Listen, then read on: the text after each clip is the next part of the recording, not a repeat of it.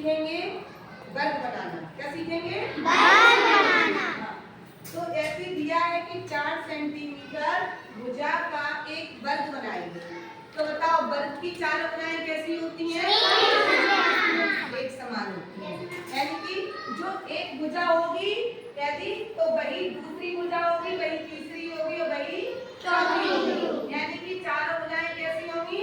एक समान। यदि हम इनका नाम रखें तो ए बी सी डी। यदि ये 4 सेंटीमीटर की है तो ये भी 4 सेंटीमीटर की होगी, ये भी 4 सेंटीमीटर की होगी और ये भी 4 सेंटीमीटर की होगी।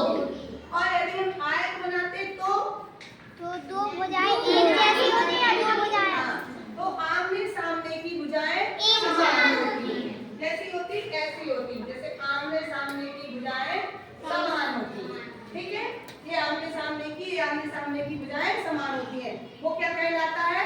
आयत। और वर्ग में चारों भुजाएं एक समान होती हैं। अब हम आपको सिखा दिए तो आपको समझ में आ गया कि चारों भुजाएं एक समान होती हैं, 4 सेंटीमीटर की होती हैं। पर आपको नाप के बनाना है, नाप कर बनाना है तो कैसे बनाएंगे? सबके पास स्केल है ना? Yes ma'am. तो देखो ये स्केल में आपको फर्स्ट लाइन दिख रही होगी यहाँ पर, किसी के में यहाँ पे 0 लिखा होगा, 0 लिखा है ना यहाँ पर फर्स्ट लाइन पे। तो आप जब बनाओगे ना फिर यहाँ से 1 लिखा है ना, यहाँ से नहीं रखना है आपको स्केल। आपको कहाँ से स्टार्ट करनी है? 0 से। यदि हमने कहा 4 सेंटीमीटर तो आपका 4 कहाँ लिखा है? यहाँ लिखा है ना, तो यहाँ तक आएगी। यदि वो कहे 3 सेंटीमीटर का वर्ग है तो 3 सेंटीमीटर। 2.5 का बोले तो एक बड़ी लंबी लाइन है, गिन के देखोगे तो एक लाइन, एक और लंबी लाइन आती है उसमें, वो हर 5वें उसका नंबर पर आती है। ठीक है, देखो 1 2 3 4 5 आ रही है ना?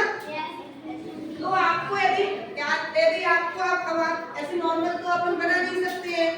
स्टैंडर्ड क्लास के बच्चे नॉर्मल ऐसे नहीं बना सकते कि आपको 4 सेंटीमीटर का दे दिया और ऐसे ही लाइन खींच दी और नंबर डाल दिया, क्योंकि अब बनाएंगे तो हम किससे बनाएंगे? नाप करके स्केल से। तो स्केल से नापेंगे तो कैसे करेंगे? देखो सबके पास स्केल है। Yes ma'am. जब हम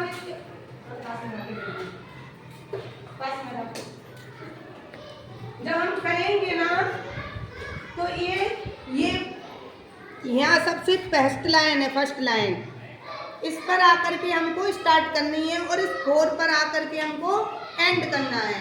तो सब लोग क्या करेंगे? देखो यहाँ पर ने एक पॉइंट लगाया और एक पॉइंट कहाँ लगाएंगे? 4 पर, और इस लाइन को इस लाइन से मैच कर देंगे। अब देखो ये क्या है? अपन को बोर्ड है, बोर्ड पे तो छोटी चीज भी बट छोटी सी दिखेगी ना। आप देखो यहाँ से यहाँ तक आए तो फिर 4 पर कर दिया तो ये फिर हो गया, फिर यहाँ से यहाँ तक आए नाप के फिर 4 कर दिया, इसको इस पॉइंट से मिला दिया और लास्ट में इसको इस पॉइंट से मिलाया। तो ये कितने सेंटीमीटर का बना? 4। जब आपको इसको चारों तरफ से नापेंगे ना हर जगह से तो ये कितने सेंटीमीटर का दिखेगा? 4 सेंटीमीटर का। और इसका नाम